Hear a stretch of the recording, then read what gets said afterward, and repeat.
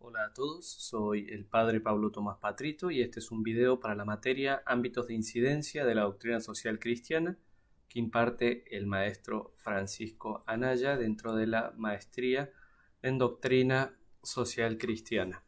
Para este video vamos a presentar a el venerable Enrique Shaw, un empresario católico argentino que buscó vivir de modo coherente la vida cristiana desde el ámbito personal hasta el ámbito social y particularmente empresarial.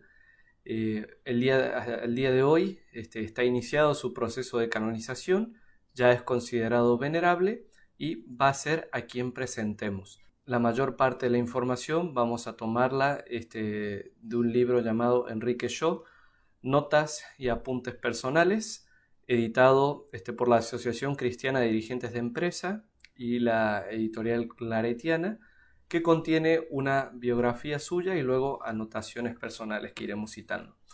Por ese motivo, este video se estructurará de la siguiente manera. En la primera parte daremos una sucinta biografía de Enrique Shaw y en la siguiente parte algunas anotaciones suyas, algunos escritos suyos relacionados con la vida de fe y en los ámbitos de incidencia social que ésta tiene. Enrique Shaw es hijo de Sarah Tornquist y Alejandro Shaw, ambos argentinos, y él nació en París el 26 de febrero de 1921. 2 años después, sus padres regresan a Argentina, con ellos evidentemente toda su familia. Esto es a principios de 1923. Su madre fallece cuando él tiene apenas 4 años, en el año de 1925, pero no sin antes encomendarle a su esposo que sus hijos tuvieran una buena educación religiosa. Su padre le encomienda la formación religiosa de los hijos al padre Goicoechea, de quien Enrique recibe la primera comunión en la Basílica del Santísimo Sacramento en 1928. Él estudió en el Colegio de La Salle, siempre se destacó por su conducta y su desempeño, incluso figuraba en el cuadro de honor, pero lo que más lo distinguía ya desde esa época era su profunda fe religiosa.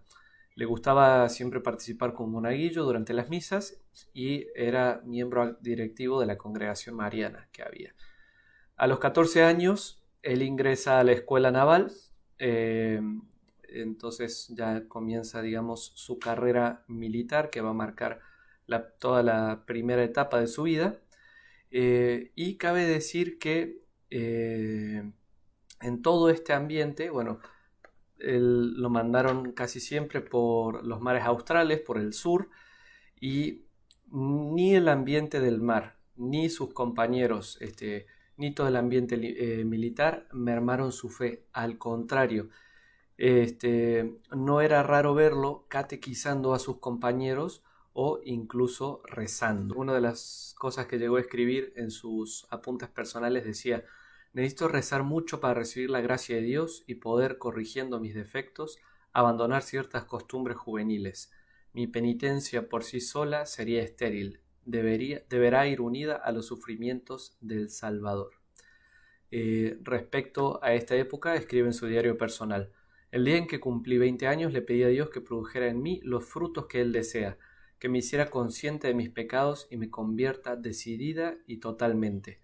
En resumen, mis ideas religiosas se han concretado en 2 puntos. El primero, comprender en serio que soy un pecador, y el segundo, que debo ir decididamente hacia Dios. Él siempre consideró este momento de su cumpleaños número 20 como su gran conversión. A la edad de 22 años, el 23 de octubre de 1943, él se casó con Cecilia Bunge, con la cual tuvo 9 hijos y se caracterizó este matrimonio por tener una vida familiar alegre, activa y acogedora. En 1945 fue enviado por la Marina a la Universidad Estatal de Chicago para estudiar meteorología, y estando en Chicago también experimenta una luz interior que le dice que Dios le pide hacer un apostolado todavía más específico. Entonces se da de baja de la Marina el 15 de agosto de 1945.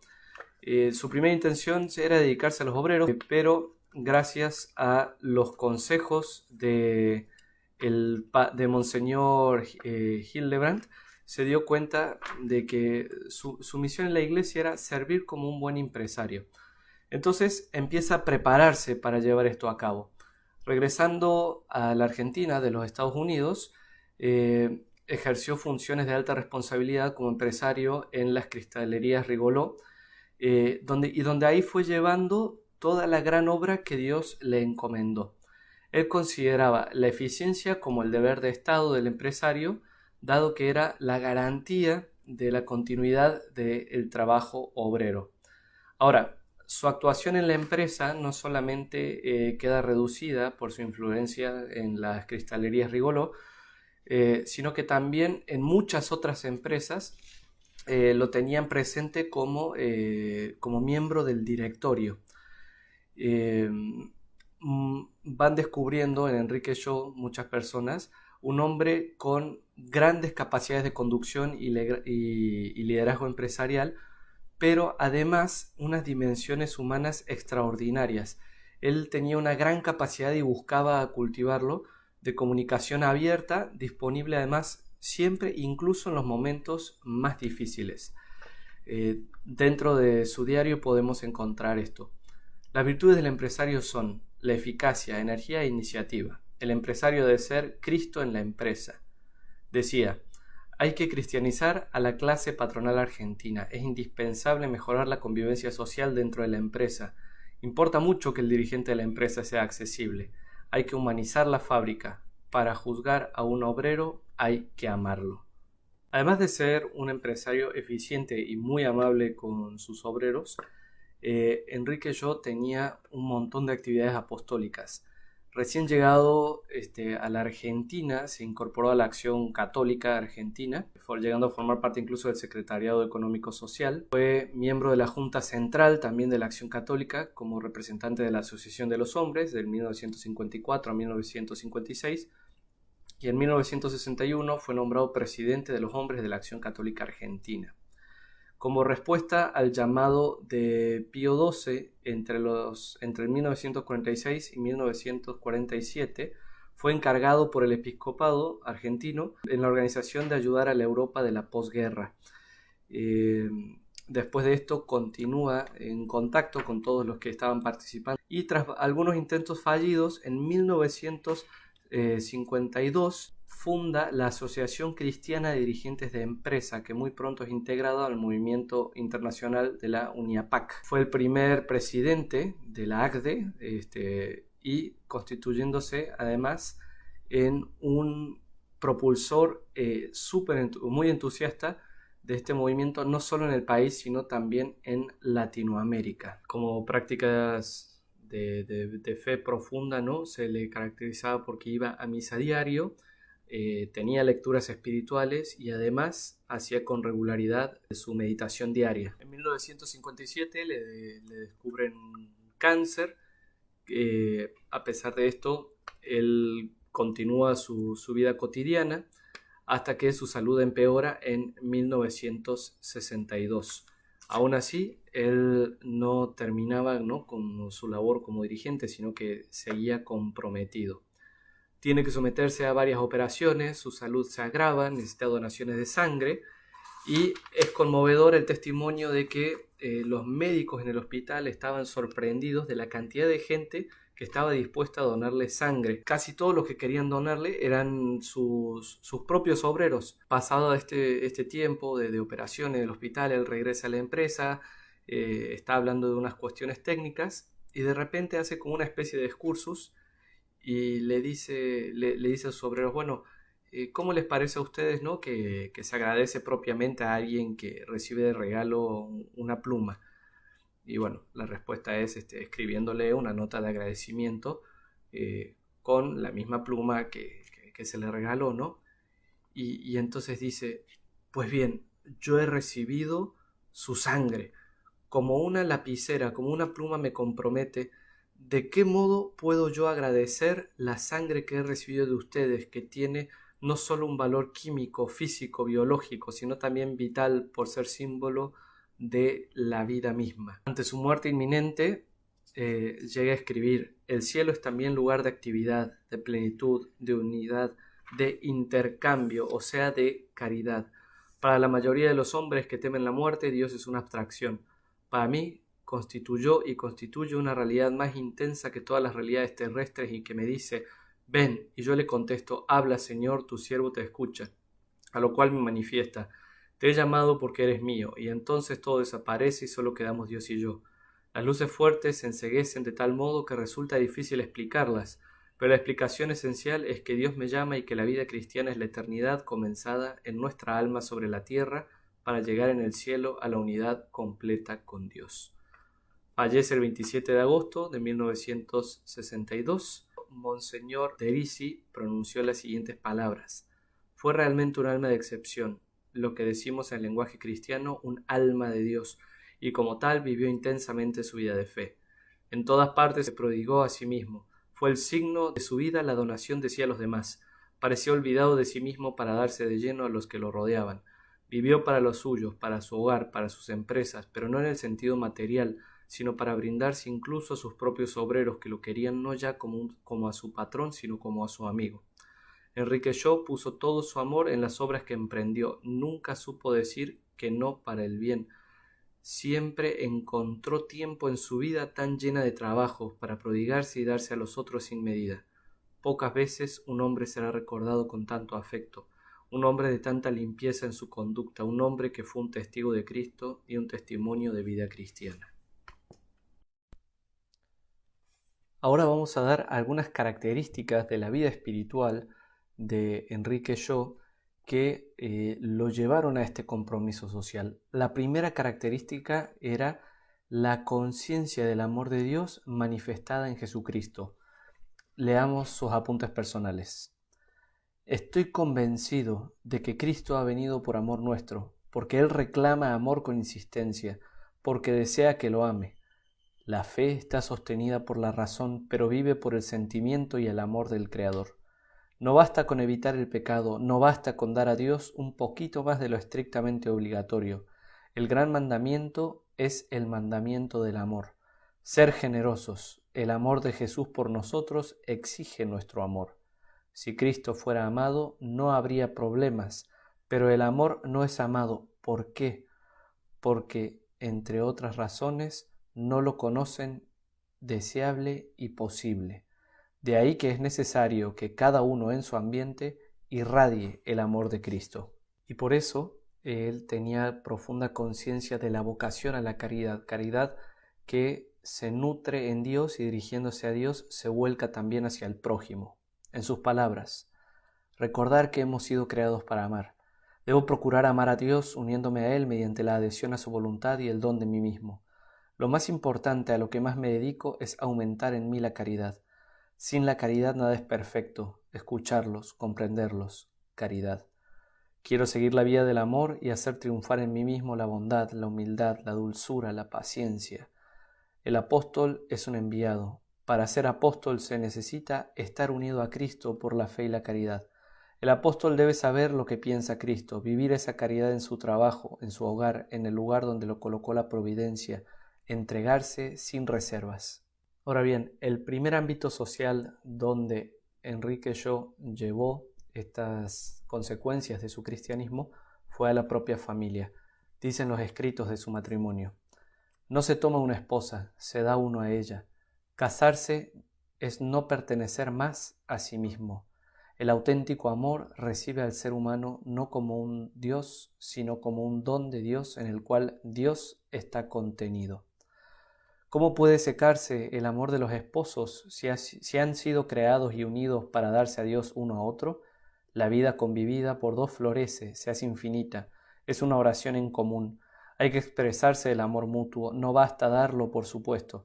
El crecimiento del amor no es automático, hay que recrearlo. Un matrimonio es feliz cuando uno de los cónyuges se propone no ser feliz él, sino hacer feliz al otro. hay renacimientos que contribuyen a hacer más agradable la vida de los demás. Por supuesto, el siguiente ámbito donde realmente llevó su vida católica a plenitud fue en la empresa. En la empresa tenía muy claro su papel como patrón y su deber hacia los obreros. Entonces, este deber era tanto en el ámbito humano como en el ámbito profesional. Escuchémoslo a él. El progreso debe ser cristiano. Hay que mejorar continuamente. Hay que ser reformistas, revolucionarios en el sentido de no conformistas ni consigo mismo ni con las estructuras. ¿Cómo? Los pocos experimentados muchas veces actúan más mal que bien. Debe haber una relación entre progreso y paz, un equilibrio entre mucha impaciencia y mucha prudencia y que no sea de poca impaciencia y poca prudencia. El dirigente de la empresa debe ser revolucionario, evitando las rupturas, va a lo nuevo. Ve la historia como una continuidad progresiva, pero siempre en una continuidad. Pensando en cosas de la empresa, escribía: debemos tener conciencia social de los problemas, porque Jesús se ha ocultado en los pobres. Tener en cuenta la repercusión social de nuestros actos, ya que a diario se aplica o niega la doctrina social de la Iglesia sin tener a veces noción clara de lo que se hace. Para sobrevivir se debe siempre mejorar la calidad. Es un deber de justicia. Entre las obligaciones que tenemos, aparte de las específicas, tiene un lugar de privilegio el desarrollar a la gente. Somos los responsables de la ascensión humana de nuestro personal. Se debe ver en cada hombre un posible a quien facilitar la realización. Más que darles algo nuestro, hay que hacerles descubrir lo que ellos tienen de bueno, haciéndolos pensar, por ejemplo, si no creen poder hacer algo mejor de lo que están haciendo. A veces alguien no sirve por culpa nuestra. En el trabajo se debe poder desarrollar la personalidad. La empresa, consciente o inconscientemente, es un molde. Los capataces son el hombre olvidado de la industria argentina. Es en eso en lo que más se falla. Forma de actuar. Definir responsabilidades, trabajar mejor, premiar a quien se lo merece, facilitar el trabajo de equipo porque así se pierden menos energías. Definir los objetivos y dejar en libertad sobre cómo cumplirlos siempre que no atente contra la dignidad humana. Lo justo es siempre lo más conveniente. Insistir en lo del equipo. La fuerza de la cadena está dada por el eslabón más débil. Se debe procurar que los trabajadores tengan iniciativa, que piensen, sugieran y actúen, que no esperen las ideas de arriba. Así la gente trabaja más feliz. Hay una técnica de la acción que consiste en que la gente llegue a adoptar la iniciativa propia. Debe haber comprensión, si no la gente se endurece. Mi función hacia la compañía, hacia ustedes todos, hacia el país por medio de la compañía, es el servicio. Debo tener un corazón, pero no ser un sentimental. El director es cabeza que debe vitalizar. Él decía que la empresa es un lugar donde tiene que conjuntarse la justicia con la caridad y que eso iba a llevar al progreso. Y llegaba a escribir: la empresa, comunidad de vida; la empresa, instrumento de santificación; la empresa, hogar de relaciones humanas; la empresa, escuela de prudencia y responsabilidad. Mi trabajo, mis compañeros; la cristianización de la compañía en que trabajo. Escuchen qué interesante lo que decía acerca de la función económica del empresario. Así lo pone él tal cual. Sobre la función económica del empresario. Un hombre solo, o con apoyo de algunos otros, toma la iniciativa de un negocio y asume en todo o en parte el riesgo y la dirección. Es el empresario en el sentido económico de la palabra. Su rol es complejo, obtiene la confianza de los capitalistas, elige el personal, fija el objetivo, determina los medios, asegura la unidad, la prontitud de las decisiones, la discreción, el crédito y la autoridad necesaria para triunfar. Su rol es difícil: conocer, inspirar confianza, elegir y dirigir hombres. El empresario pone su empresa, su tiempo, su dinero, su capacidad, su honor. Es el agente más activo de la producción, es el primero de los trabajadores, pues su misión es hacer que la empresa sea capaz de cumplir su amplio fin económico. Podemos concluir que, desde un punto de vista económico, nada es más necesario para la prosperidad de un país que dejar un gran campo libre a la libertad y a las iniciativas de los hombres que tienen el coraje de asumir grandes responsabilidades personales y de poseer empresarios capaces, activos y honrados. Hay que humanizar la fábrica. Para juzgar un hombre hay que amarlo. Por eso hay que evitar la mecanización del trabajo, ese estado de humillación latente de los trabajadores, que es ignorar para qué se trabaja, que sean los que no cuentan, esa desigualdad de situaciones de vida que casi siempre hace imposible toda promoción individual o colectiva, quitando con la esperanza las mejores razones para vivir. Por eso es importante no olvidar que, primero, lo esencial es respetar la dignidad humana. Segundo, debe haber amistad y buena voluntad. Tercero, hay que usar la inteligencia, estudiar y observar para dar con la adecuada técnica psicológica necesaria aún para la aplicación de los ideales sanos. Además, debe haber comunicación, consultarlo, explicarle, debe haber participación, dar un sentido al asociado, debe haber trabajo en equipo. Según Pío XI, en 40º ano, hay que tener energía e iniciativa, no descuidar el progreso técnico y económico. Ahora, estos deseos de hacer comunidad no se quedaban hacia adentro de la propia empresa, sino incluso entre empresarios. ¿Qué decía él de la Asociación Cristiana de Dirigentes de Empresa?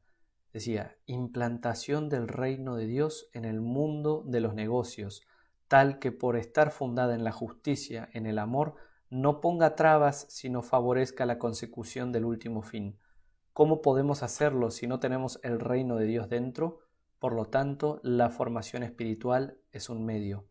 Debemos llevar la presencia de la Iglesia al mundo en que obramos a través de nuestra actuación empresaria.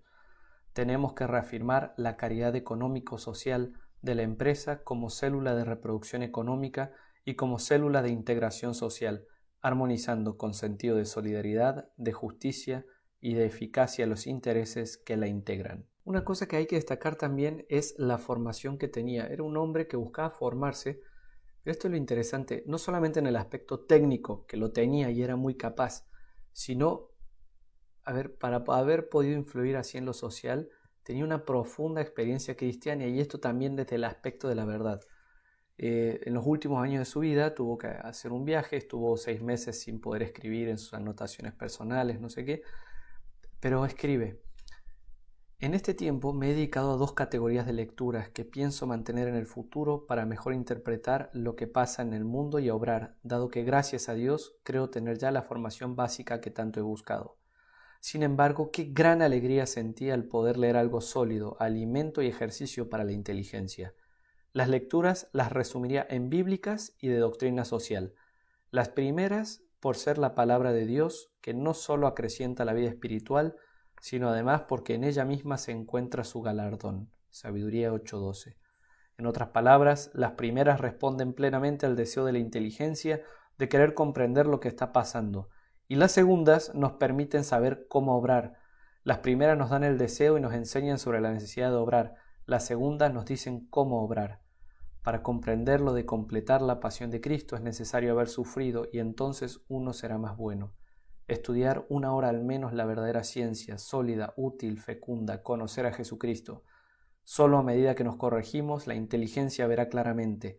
Embriagarse de la luz de la revelación, vivir en una permanente condición de alumbramiento siempre doloroso. La victoria de Cristo, aún en este mundo, es nuestra fe. Aquel que está adherido a Cristo no puede ser separado y nadie puede robarle su recompensa. El fermento que Jesús ha depositado sobre la tierra germinará y nadie podrá impedir que crezca. Todos aquellos que se adhieran a Cristo son vencedores por ese mismo hecho. El mundo no los puede afectar aun si los mata. He ahí la victoria cristiana. Escuchen estas palabras en las que une fe con eficacia. A veces pienso, al ver todas las maravillas en Nueva York, en cuántas facilidades tienen de comunicación, etc. ¿Para qué sirven si no es para permitir la expresión del cariño en tanta gente sola, sin posibilidades de comunicarse, en el prójimo que vive en este micromundo en que la palabra escrita o verbal es tan fácil de transmitir? Cada uno de nosotros es un nudo de relaciones. ¿Qué clase de comunicaciones transmitimos? Ser un profesional eminente para ser un mejor apóstol. Sentido de responsabilidad. Por ejemplo, tenemos el deber de ser eficientes. Para poder distribuir más hay que producir más, no discutir, sino explicar razonable y mansamente. No basta con hacer las cosas bien o tal vez muy bien. Es necesario estar totalmente entregado a Cristo. En cada acto pensar si corresponde con las intenciones del corazón de Cristo. Aplicación de esto. Debo ser sereno y manso en lo referente a la empresa X. Todo lo que se espera de nosotros es que seamos encontrados fieles. 1 Corintios 4:2. Ahora, también habla de la eficacia, que define así: energía, iniciativa. Debo considerar como deber de Estado ser el ser eficiente. Para poder distribuir más hay que producir más. Además, la eficacia es la mejor garantía de continuidad de trabajo para los obreros y es más importante que querer por vanidad que la empresa crezca. Pío XI, en la Divinis Redemptoris, al dirigirse a los patrones decía: acuérdense de su responsabilidad. El ser eficiente es un deber de Estado. Es un deber hacerse suplementar para que la función patronal sea cumplida. Es extremadamente notable la influencia del conocimiento sobre la vida y de la vida sobre el conocimiento. Quien quiera hacer la voluntad de Dios conocerá si esta enseñanza es de Dios o si yo hablo por mi cuenta. El plano espiritual de armonía más el plano práctico de armonía son ambos recomendados por la Iglesia. ¿Qué debo sacrificar? Jesús no quiere comerciantes. Puede ser que me pida todo, puede ser que no me pida nada. Lo que sí me pide es que esté dispuesto a todo. Esto lo escribía en 1961, muy cerca de su muerte. Para que el mundo logre su fin temporal, necesita de hombres animados de virtudes evangélicas. Muy bien, entonces, para resumir esta segunda parte, es realmente impactante cómo el venerable Enrique Shaw se entregó y aplicó la doctrina social de la Iglesia. Ahora, hay que decirlo, él no aplicó la doctrina social de la Iglesia por ser esta un sistema de ideas. Él aplicó la doctrina social de la Iglesia porque encontró en las enseñanzas sociales de la Iglesia el modo de vivir el Evangelio en la dimensión social de la persona. ¿Qué quiere decir esto? Quiere decir que para la aplicación, para la incidencia de la doctrina social de la Iglesia, es necesario vivir y tener la experiencia profunda de Cristo. Los escritos del venerable Enrique Shaw destilan en cada una de sus letras un amor tremendo por Cristo, una experiencia profundísima de Él, un deseo de abrazarse a la cruz, un deseo de ser otro Cristo, y es este deseo, es su vida espiritual profunda, es su vida de sacramentos la que alimenta su caridad, y es la doctrina social de la Iglesia la que encausa su caridad al servicio al prójimo. Y él tenía esta conciencia que la caridad no es algo abstracto, es experimentar el amor de Cristo, y este amor de Cristo experimentado transforma la propia vida, hace que uno cambie el carácter, hace que uno busque ser mejor persona, hace que uno busque ser más eficiente, y esto se traduce en todos los ámbitos de la vida, incluido el ámbito social, particularmente el ámbito familiar y el ámbito empresarial, que fue donde destacó el venerable Enrique Shaw. Que su ejemplo de vida nos anime y que sus escritos también nos apoyen para seguir su ejemplo en lo social y sobre todo para caminar el camino de la santidad.